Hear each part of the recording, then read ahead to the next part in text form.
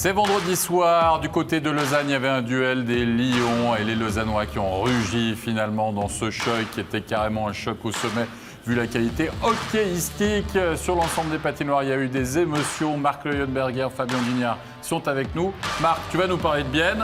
Et Bienne, ça va mal. Bienne, 2 matchs contre des candidats ou des adversaires de la barre, 2 matchs, 0 but. Fabien? Lausanne, qui sort d'une grosse semaine, 8 points sur 9. Gros match contre Zurich, non pas seulement en termes de points, mais aussi en termes de qualité. Et puis Berne, il n'y a pas eu de choc psychologique ce soir, bien au contraire. Berne a été battu 3-0 à la Valachia. Et tenez-vous bien, Ambry passe devant Berne au classement. Berne est 11e. Et l'information du jour, c'est la victoire du Lausanne Hockey Club. Lausanne qui retrouve un powerplay efficace symbolisé par un doublé signé Nitteren.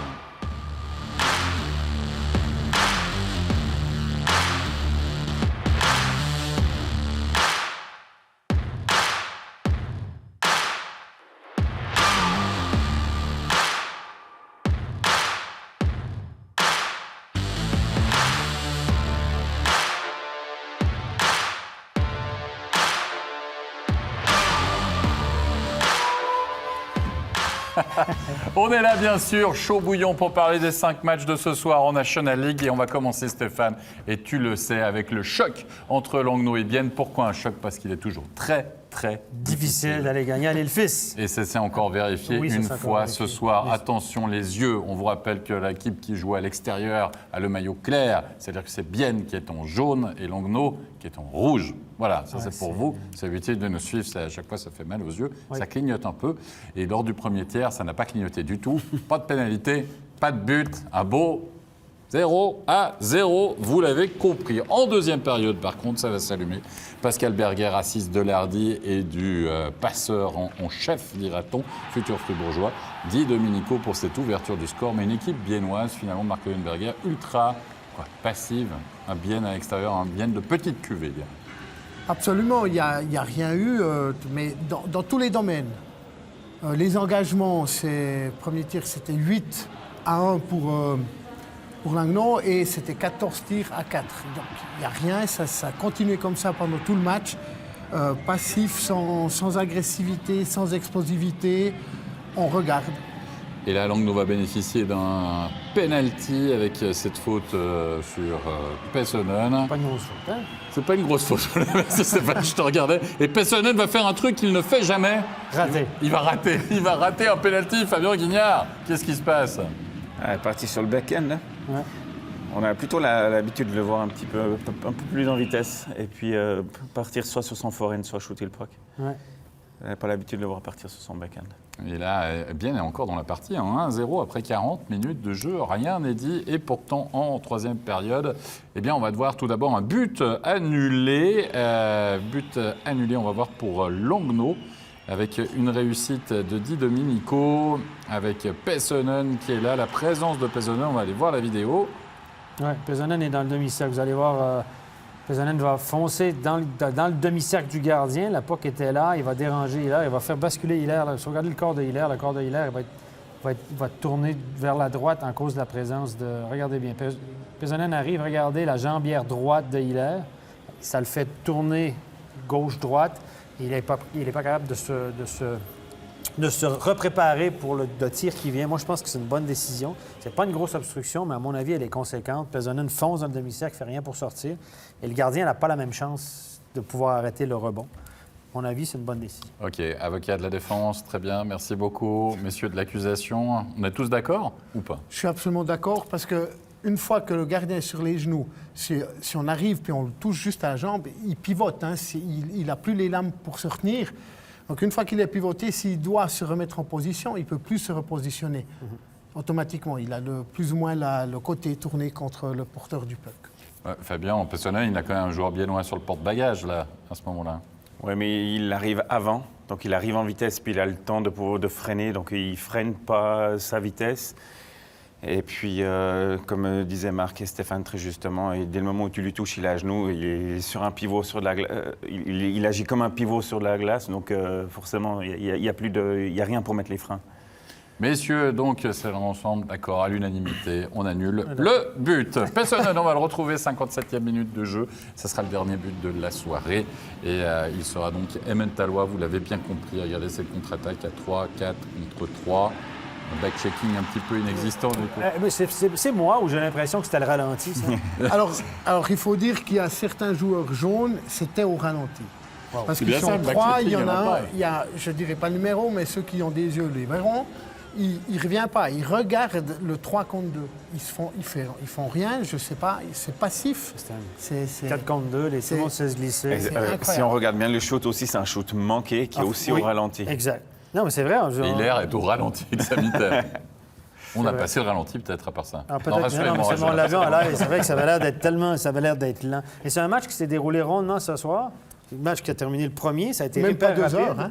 Même pas 2 heures. Il n'y a pas eu beaucoup de buts. Il y a eu une pénalité, une fois 2, 2 fois 2 au niveau des pénalités. Mais il y a seulement eu 36 engagements, 36 face-offs dans tout le match. La moyenne, entre 60 et 70, c'est plutôt la moyenne de face-off par match. Il y a eu 36 ce soir, 2 fois moins à peu près qu'à l'habitude. Ils ont fini la deuxième période quand tous les autres matchs étaient au milieu du match. Donc ils avaient 10 minutes d'avance environ. Ils avaient un souper ce soir. Ils avaient la permission de 22 heures. Et qui est le joueur qui a été plus utilisé? Maxwell. Non, il ne jouait pas. Non. Ah, Nussbaumer. Non.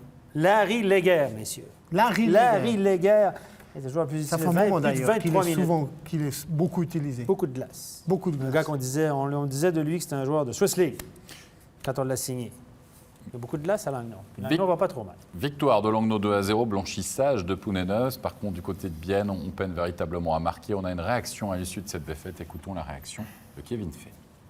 Kevin Fay, soirée compliquée ici à Lille-Fils avec cette défaite contre Langnau. Ouais, je pense Jonas qui nous a gardé dans le match jusqu'à la fin. De venir en troisième tiers à 1-0 contre Langnau, c'est toujours une belle opportunité. Ce soir, on n'a pas su la saisir. On a fait trop d'erreurs, on n'était pas assez compact, on n'a pas suivi le plan de match. Et puis dans la situation, ça ne suffit pas. C'est vraiment des matchs qui jouent aux petits détails et puis on ne les a pas fait juste ce soir. Offensivement, ça a été difficile, très peu de tirs sur Pounenovs notamment. Oui, on a eu des belles séquences. Je pense à l'ouverture du match, on aurait pu mettre peut-être un but, mais on n'a pas su marquer. C'est peut-être le défaut qu'on a. On joue bien, on joue joli des fois, mais surtout aussi les défenseurs, il faut mettre beaucoup plus de pucks sur le but et devenir beaucoup plus dangereux. La clé pour demain contre Lugano, ça sera quoi? Ça sera d'être plus précis et corriger ces petites erreurs? Ouais, c'est les petits détails qu'il faut faire juste. Il faut venir avec une mentalité de guerrier. On joue pour une place en play-off. Il faut faire les petits détails justes. Il faut surtout faire un bon jeu défensif, puis travailler depuis derrière jusqu'en attaque et puis être beaucoup plus dangereux en attaque. Merci beaucoup, Kevin. Ils n'ont pas marqué un but dans les 2 derniers matchs. Ils ont perdu 1-0 et 2-0. Donc, ils ont encore défensivement, c'est 3 buts accordés en 2 matchs, tout va bien. On ne marque pas de but. Vu de la sorte, oui, mais c'était pas Zurich ou Zug non plus. C'est ça. C'est inquiétant aussi. Ils ont un Hilaire qui joue bien à nouveau, qui est à nouveau à un de ses top niveaux. Sur 36 shoots, combien il y a eu? 36 shoots, je crois. 31, 31. 20. 31 shoots. Il a eu des shoots très dangereux. Il est là, il est solide, mais donc je pense que même la défensive, elle est. Quand En tout cas, le dernier. Quand le Rayala but- ne marque pas, l'équipe ne gagne pas. Mais aujourd'hui. Rayala, on ne l'a pas vu non plus. Hein. Non. Non, mais la grande question qu'on se pose tous, c'est quand le retour de Pouliot? C'est toujours la même histoire. Parce que là, ça fait 2 mois. Hein, ça fait quand même. Il y a, Ouais, il y a ce facteur-là. Strom allait mais- bien, maintenant un mais peu moins bien. Je pense qu'il y a un moment. On doit avoir des joueurs aussi, je pense, comme Kunti. Ouais. Brunner. Brunner, il marque pas Brunner, non plus. c'est des joueurs qu'on doit avoir dans ces moments-là. Ces moments où tu dois faire des points, ces joueurs-là doivent sortir du sac. Il n'y a pas encore panique ou feu dans la Non, mais demeure là, des Ratons c'est du pas côté loin. de Bienne, mais C'est c'est pas loin. un mauvais train. Demain, c'est Lugano. Ouais, Lugano va bien. Bon, donc, c'est tous des adversaires directs par rapport à la barre. Ah. Si on leur donne les points, ça se rapproche. Puis, ce n'est pas 1, c'en est 3-4.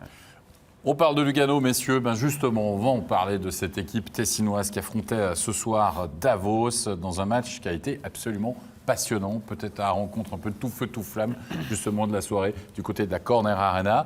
Puisque là, on a eu une confrontation à 2 visages. On va voir véritablement Davos prendre les devants avec un certain Andrés Ambul qui va ouvrir le score.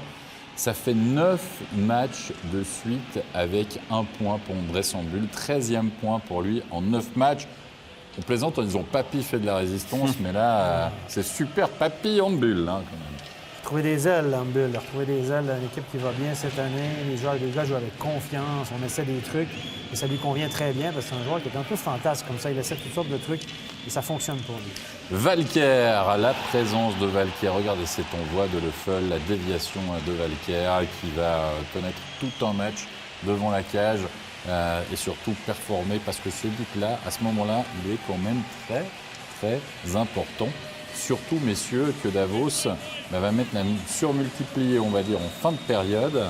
Davos qui domine véritablement les débats dans ses 20 premières minutes de jeu et Palouchaï. Et ensuite, à nouveau, Handbull vont donner 2 longueurs d'avance à cette équipe de Davos qui marche sur l'eau.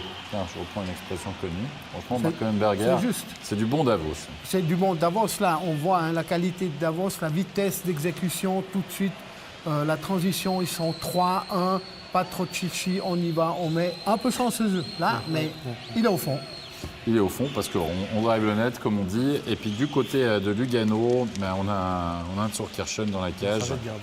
Ils vont changer de gardien parce que regarde ce troisième là. Sur les 2 premiers, le premier, Handbull échappe la rondelle. Sur le deuxième, le gars tape le puck et Palouchaï rentre un peu chanceusement. Là, elle a peut-être un peu mal paru, mais je pense qu'il a dévié devant la cage. À mon avis, peut-être qu'on... On n'a pas vraiment d'angle. Touche les patins peut-être. Il y a du monde, il y a du trafic, là, il s'en veut. Tsurkirchen, évidemment. Mais il le prend, parce qu'il le prend entre les jambes. C'est ça. Il le prend entre les jambes, normalement à la canne, il ne doit pas prendre. Enfin, il a la canne devant, il ne le prend pas. S'il part sur un pivot, c'est un peu un réflexe. Ça arrive quand même souvent. Puis qu'il est dévié au dernier moment, il y a un petit moment où les jambes sont... c'est difficile. Mais on est par d'accord. contre, s'il n'y en a pas, il est pour lui. On est d'accord, mais là, coaching. Change de gardien. Tu changes, tu mets Schlegel. Ouais. Tu mets Schlegel dans la cage et ça va faire la crêpe du côté de Lugano dans cette deuxième période en marquant très tôt McIntyre qui va marquer la réduction du score. Regardez, on est dans les premières secondes de cette deuxième période. Un puck qui va revenir à la ligne bleue et la déviation de McIntyre. Deuxième but de déviation de la part de Lugano. Une deux. Devant la cage. Celui-là, il rentre un peu chanceusement aussi, hein, finalement. Déviation, C'est justement, il y a quelqu'un devant le but, le gardien, il va se mettre maintenant comme ça à genoux parce qu'il peut le voir plus ou moins toucher et c'est pas qu'il rebondit. Après, voilà, il trouve les trous. Ça glisse, il là, trouve le trou, le puck a trous. trouvé le trou. Le puck a trouvé le trou. Lamar qui va égaliser 3 partout, 35e minute de jeu. Oh, la passe de Clausen était magnifique. Hein? Ça, c'est sa grande qualité à Clausen. Vision de jeu, regardez, hop, petite passe levée. Très bien joué, mais mal défendu par Davos. Hein. Passivité un peu. Ils ont une boîte qui est là, mais aucune canne pour couper la ligne de passe. 3 partout et c'est pas terminé dans cette partie et surtout on n'a plus d'horloge là. Exactement, mais 39e minute normalement. Wow. À 5 contre 4, Valker, assiste de Riva. Alors cette passe elle est magnifique par ça. Oui, écoutez, la passe est magnifique. Sur réception, Valker, là, depuis l'arrivée de Serge Pelletier, fonctionne drôlement bien. Hein. Il va mieux, hein? Il joue avec Lajunen et Souris, il va bien. Genève, il a marqué des buts importants. C'est un joueur qui est transformé depuis l'arrivée. Puis un que j'aime bien en défense, Riva, il a fait une super bonne passe. J'aime beaucoup ce jeune défenseur, Riva. Pas un gros nom, on l'attendait, mais il est drôlement efficace, il est solide physiquement. Là, c'est Souris qui va marquer dans la cage vide. Mais c'est plus le même Lugano. Non. Non, mais c'est plus le même Lugano, parce que Lugano, là, il y a quelques semaines en arrière, à 3 après 20 minutes de jeu, comme ça t'a pas réveillé, cette équipe. Non, puis après, on voit sur passablement de jeu, on voit qu'il y a beaucoup plus d'instinct, c'est beaucoup plus rapide, ça arrive sur les palettes, on ne réfléchit pas, on tire directement au but. On va devant le but pour masquer des pucks qui trouvent les trous. Mais quand on le voit comme ça n'a pas l'air compliqué. Mais il y a eu un gros travail, je pense, fait derrière pour alléger un petit peu la pression que les joueurs se mettaient sur leurs épaules. Depuis que Serge Pelletier est là, c'est 8 victoires, 4 défaites. 8 victoires, 2 défaites dans le mois de janvier. Il a perdu ses 2 premiers matchs, Serge, juste avant Noël. C'est-à-dire que ce serait la première équipe au championnat? Probablement. Ils vont pas trop mal, les Yann, pas trop mal. Pas trop Ils mal. reprennent vie. Qui est au Pas trop mal, championnat il- depuis le début de l'année 2020. Oui, c'est ça. Si on fait un classement 2020, probablement que c'est la meilleure équipe. Ah bah, ils ont une moyenne de 2 points par match. Hein. Donc, oui. Et demain, ils vont C'est- bien? oui. Demain, ils vont à Bienne. Et ça, alors, voilà, ça va être intéressant parce qu'eux, ils sont sur la bonne phase, Ouais, Bienne bien. sur une plutôt pas trop bonne. Ouais. On Intéressant. sent quand même un Bienne qui est pas sûr, qui doute. Ouais. Une défensive, apparemment, qui est améliorée, mais attention, c'est pas contre des Zurich. Ouais. Améliorée, je n'en suis pas convaincu à ce point-là. Ils reculent peut-être plus, mais ça ne veut pas dire qu'ils sont meilleurs défensivement. Et l'exemple, c'est le deuxième but de Langnau. Pour moi, ce n'est pas meilleur défensivement. Ils reculent plus. Passif. Ils sont plus passifs, mais pas meilleurs. Bah, on l'a vu, Langnau a gagné, Lugano a gagné. Là, je pense aux fans fribourgeois qui sont en train de regarder cette émission et se disent « Ouah, si Berne gagne encore, là, ce soir, ça va vraiment être une soirée horribilis. » Et tous les regards étaient tournés du côté de la Valacha parce que c'était la première d'Hans Kosman à la tête du CP Berne. Comment ça s'est passé pour lui ce soir? Il y avait de la pression. C'est un peu un cadeau empoisonné, messieurs, d'avoir Ambry et Langnau, finalement, dans le même week-end pour ces 2 premiers matchs. C'est dommage, tu dois gagner. Non, mais c'est vrai, t'affrontes Zurich, t'affrontes Zouk, Ouais, tu te tu dis, perds, ouais, c'est ça, bon, c'est ça. Tu perds, les gens, bon, voilà. c'est Mais le là, cadre c'est- du championnat, tu dois mettre des choses en place, Ouais, etc., etc., etc. Il y avait une interrogation par rapport à Karunen. Est-ce qu'il allait défendre la cage ce soir? Oui. On l'a dit, un peu incertain quand même, avec un Ouais. problème de nerfs. on a De vu nerfs, ça. ouais. Je sais pas. C'est coincé un nerf, on nous a dit. En tout cas, il était bien présent dans la cage ce soir. il était là, Et il a dû faire son job, comme on dit. Il n'y a pas eu de but durant les 20 premières minutes de jeu dans ce match qui a été finalement assez serré. Et puis on arrive en fin de deuxième période. Berne va bénéficier d'un 2+2 pour une crosse dans le visage d'Anderson. Ça va être impressionnant. 2+2, Stéphane, pourquoi pas 5 minutes? Bon, c'est considéré comme accidentel et il y a blessure, ça passe de 2 à 2+2.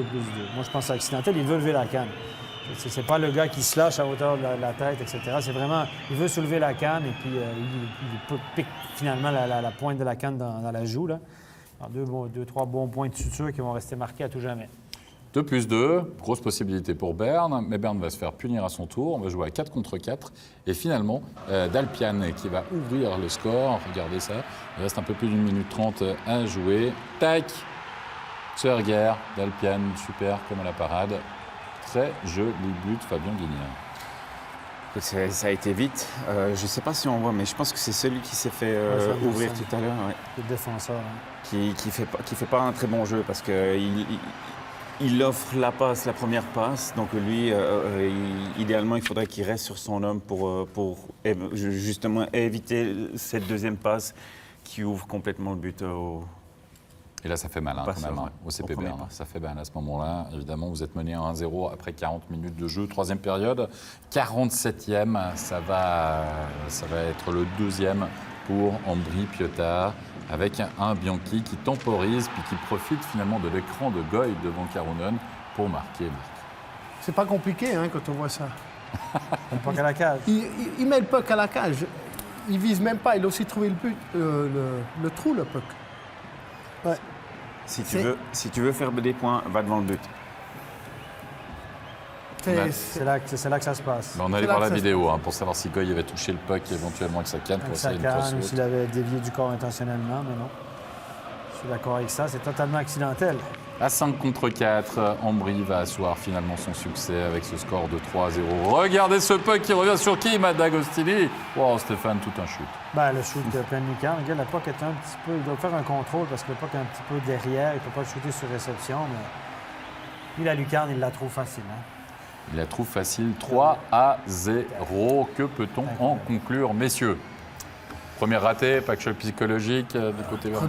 Première, oui, ben, c'est la première. Ça fait 2 Elle jours est ratée. qu'il- ouais. Mais effectivement, c'est quand même comme ça. La première, c'est pas demain, c'était aujourd'hui. Ouais. Elle est ratée. Maintenant, Ambry aussi cherche les points, a besoin des points et tout. Berne est peut-être encore dans cet état d'esprit. On est quand même un peu plus haut. On a quand même ces capacités-là, peut-être encore un peu trop sûr d'elle, je sais pas.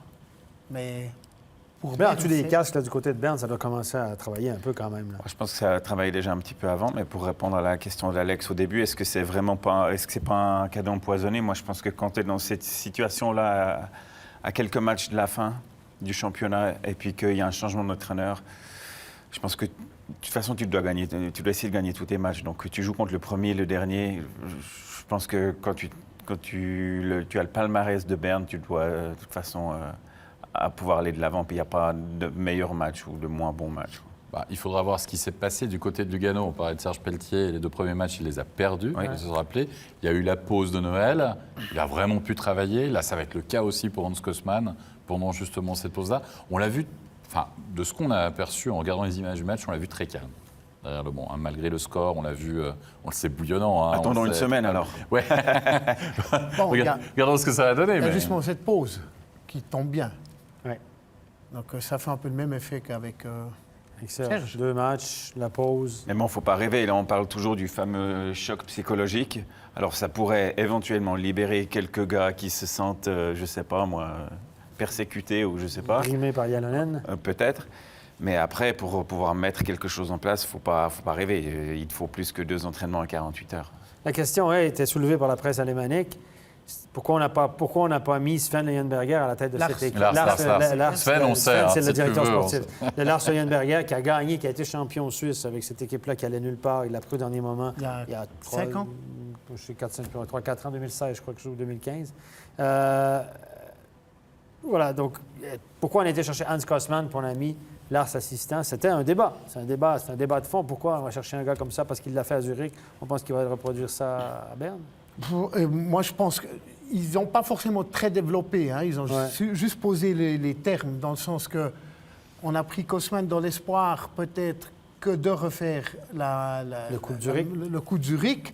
Mais ils ont rappelé pourquoi on a mis Lars comme assistant, alors que lui, il avait remplacé après Boucher, Boucher, puis il a été puis champion. qu'il a fait champion suisse. Bon, il s'était qualifié le dernier jour. Et à mon avis, lui, il n'a pas amené grand-chose. C'est surtout les joueurs qui ont été très libérés. Ouais. Et puis une fois que... Parce qu'ils avaient la meilleure équipe aussi cette année-là. Ils sont... Il ne faut pas oublier que l'année où Lars est devenu champion suisse, c'est quand il a repris l'équipe, il y avait 5 joueurs du noyau dur qui étaient blessés en plus. avant qu'il reprenne Ouais, l'équipe. c'est- Et quand il a repris l'équipe, tout le noyau dur est revenu, puis il a dit... s'il n'y avait pas eu de changement au niveau de l'équipe, on aurait fait les play-outs sans problème. En tout cas, je peux vous dire que si Hans Kossmann est champion avec Berne, en reprenant l'équipe à la dernière minute, comme il a été champion avec Zurich, et Thermoké Gott, à mon avis, va changer de personne. Enfin, je dis ça, je dis rien. Messieurs, Il va rester dans, Parce que l'autre a été champion. Hein? mais il va rester dans le même L'autre, canton. Kokegot, il a été C'est- champion il y a- de quelque chose. Hein? Il y a un hockey God. Non, il y a pas. Oui, allez, messieurs, God.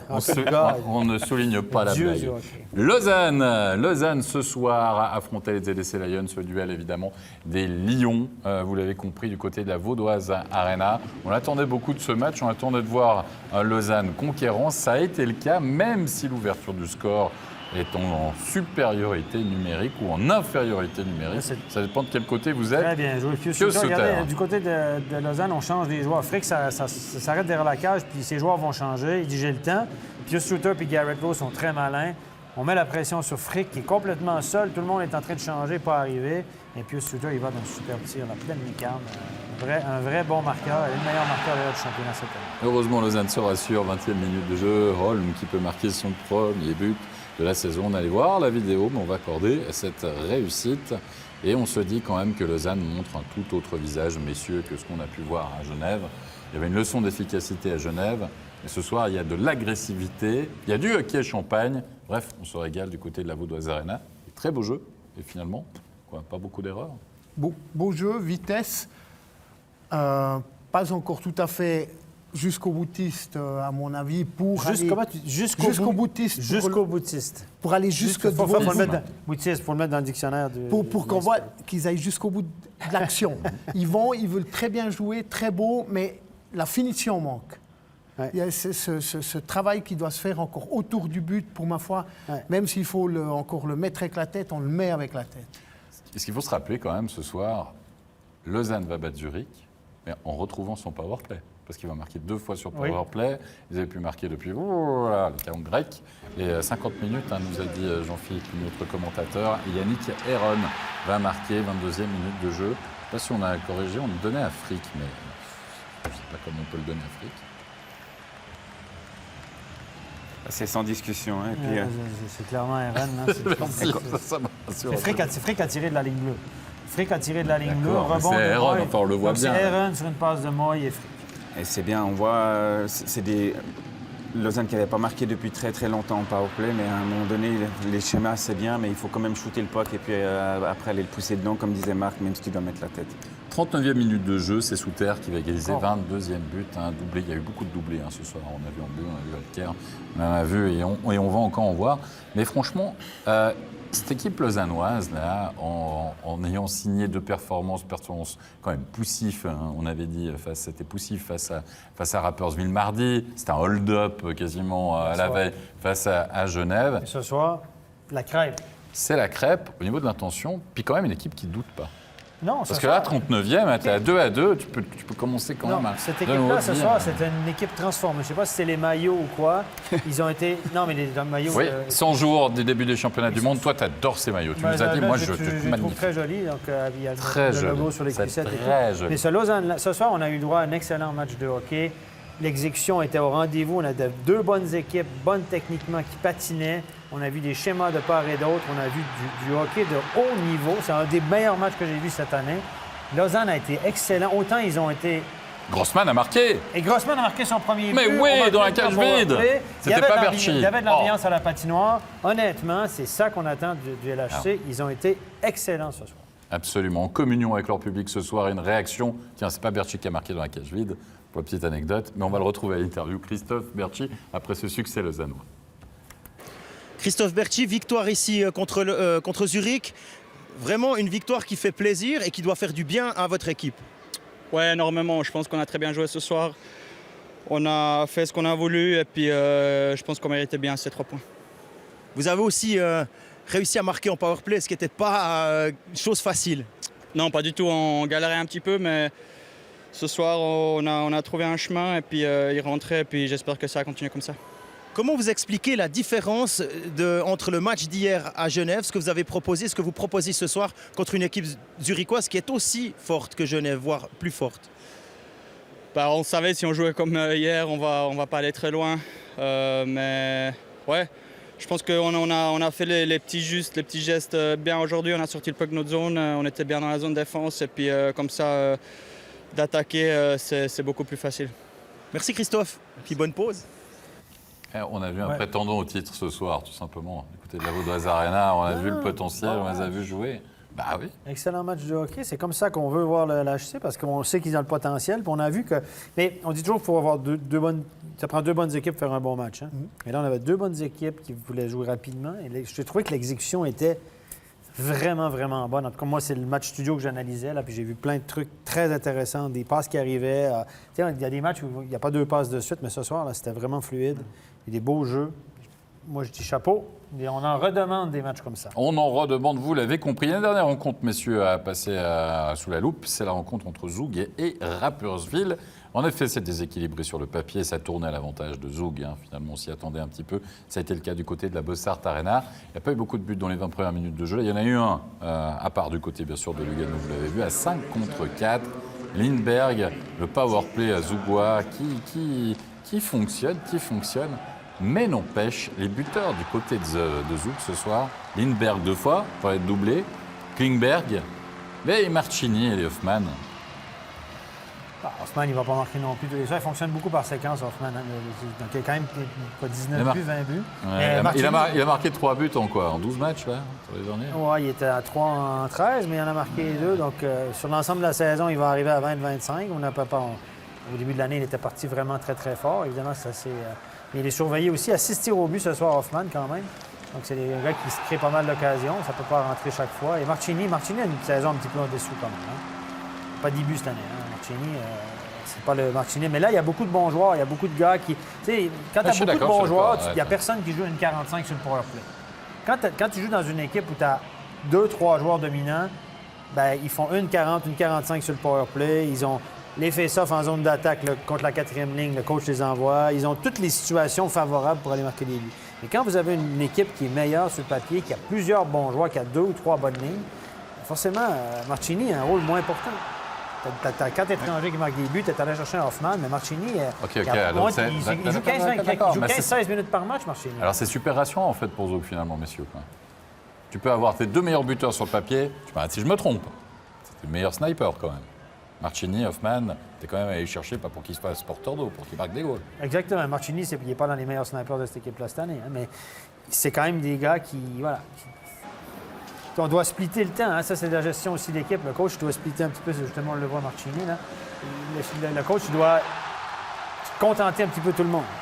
Tu as des étrangers qui arrivent là et qui disent « moi, je gagne ma vie avec ça, je vais encore signer un gros contrat, etc. Je veux du temps dedans, sinon je pars ailleurs. » Tu as Hoffman qui arrive là, qui t'a payé un gros prix. Donc Marchini, lui, c'est le gars du club. Il était sur place. Donc... Les plus grosses difficultés d'un coach, c'est donner des rôles à des joueurs et qu'ils l'acceptent. Dès le moment où tout le monde a compris ça, ça se passe bien, mais c'est difficile parce que des fois, il y en a qui ne veulent pas prendre le rôle qu'on leur donne parce que les 10 dernières années, ils ont joué dans un autre. Ils ne veulent pas l'accepter, donc ils vont faire un petit peu de guéguerre pour essayer de prendre de la place. Et puis c'est là que les tensions commencent. C'est ça. Vestiaire, gestion du vestiaire. On a vu le Zen ce soir, Mark Leuenberger, Zug, c'est le plus gros candidat cette saison. Ouais, c'est quand même ce qu'on peut dire. Hein. Je veux dire, par rapport au début de saison qui était compliqué, Giannoni, etc., là maintenant ils sont posés, ils sont solides, il leur arrive de perdre un match, mais ils sont là, c'est un gros rouleau. Puis je les trouve actuellement plus stables ou plus régulièrement stables qu'un Zurich. Un Zurich fait vraiment, tout à coup, 4-5 matchs d'affilée top, puis après ça croche, quoi, ça tousse. Tandis que Zug, j'ai quand même l'impression qu'ils sont plus dans la régulière. Moi, la seule chose qui m'inquiète avec Zug, qui m'inquiète pas, mais c'est la défense. C'est une interrogation, une grosse interrogation. On pensait que Giannoni allait rattraper toutes les bêtises ou les erreurs de la défense. C'est pas le cas. Hein. Giannoni, il n'a pas la moyenne qu'il avait l'année passée. Il n'a pas la même défense devant lui. Il n'y a pas 5 gars qui se mettent en position de gardien devant lui. Ça change aussi. Hein. Ouais. À Berne, l'année passée, c'était ça. Hein. C'était 20 tirs bloqués par match. Il a été excellent, mais il n'a pas la même défensive. Et moi, je pense que sur la longueur, ce qui peut coûter peut-être un titre à Zug, c'est sa défense. Mais à voir, peut-être que Giannoni te fera mentir durant les playoffs. Peut-être. Puis Stéphane, tout à coup, t'as bien Stéphane. Peut-être pas. Il y aura un sacré duel en tout cas à distance. Oui. C'est peut-être pas la distance aussi grande que ça finalement au moment décisif. Non, c'est clair. Qui sait? Rendez-vous en avril. Je vous dis même pas au mois de mars, je vous dis carrément en avril. Ça vous dire. Allez, on verra ça. Messieurs, il est temps évidemment de passer à nos fameuses, Stéphane, 3 étoiles. Oui, jingle.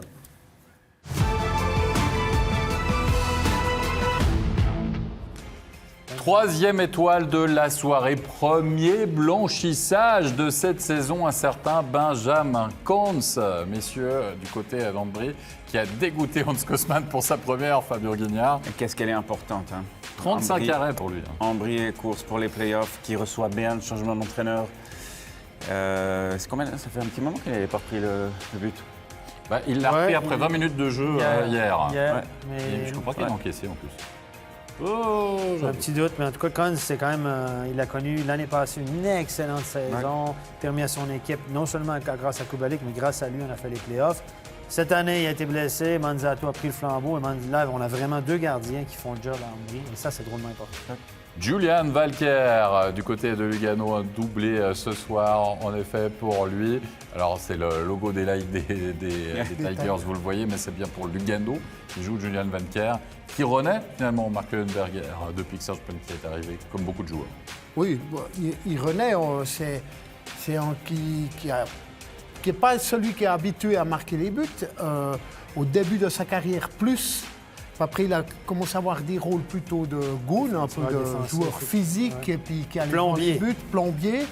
Et là, il remarque à nouveau, il se ressent à nouveau mieux, c'est bien. On se souvient quand même de lui, un championnat du monde qui a fait un penalty, un slapshot à 7 mètres dans la lucarne. Yannick Herod, tiens, on parlait de slapshot, lui on a un joli, il a marqué 2 fois, lui aussi un doublé à 5 contre 4, et c'est pour, on a été chercher pour ça pour marquer des buts. C'est un spécialiste du power. C'est un spécialiste du power play, il y a plein de stats avancées qui prouvent que c'est un des meilleurs joueurs en Suisse au niveau du power play.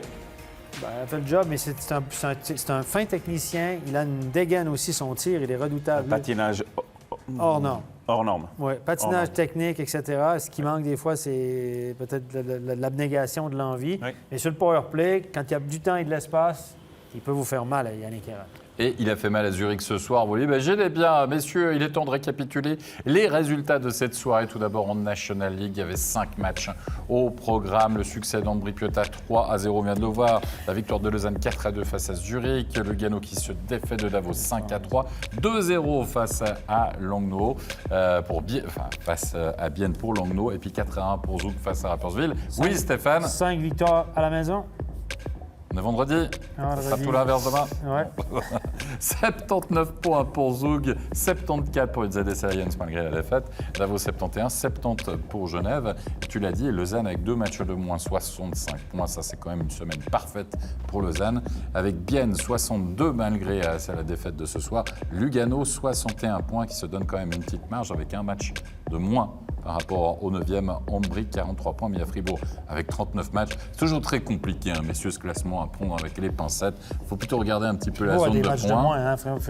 Regardez, Fribourg a 4 matchs de moins qu'Ambry. Moi, quand même, je mettrais bien 62, 61, 57, 55, 53, 53. Rapide, ça devrait être cuit. Pour le reste, Non, Rapide, c'est cuit, c'est certain. Mais le reste, on parlait aussi qu'Ambry, ce serait cuit. Mais Ambry fait des points. Accroché un point hier du côté de Rapperswil. 4 points. ouais, mais il reste plus que 7 matchs à disputer pour Ambry Oui. plus tard. Donc, c'est Attention, un petit peu plus... Mettez une barre à 70, vous allez voir. Puis Langnau, on n'en parle jamais. Ils sont encore là. Ah, mais c'est 15 points à faire en 7 matchs, Stéphane. Effectivement, si si tu on penses met à la barre la- à 70, Oui, mais regardons si Ça ressemble à ça. ça ressemble à ça.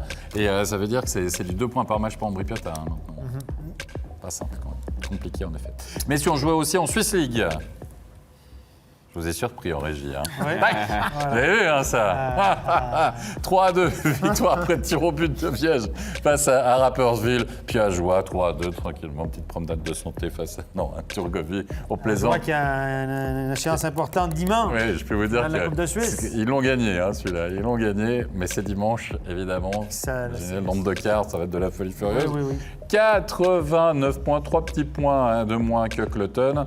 On va regarder ce que ça donnerait. Ça donnerait Cloton Getseka Lions en quart de finale ou Ajoie Chaud de Fond.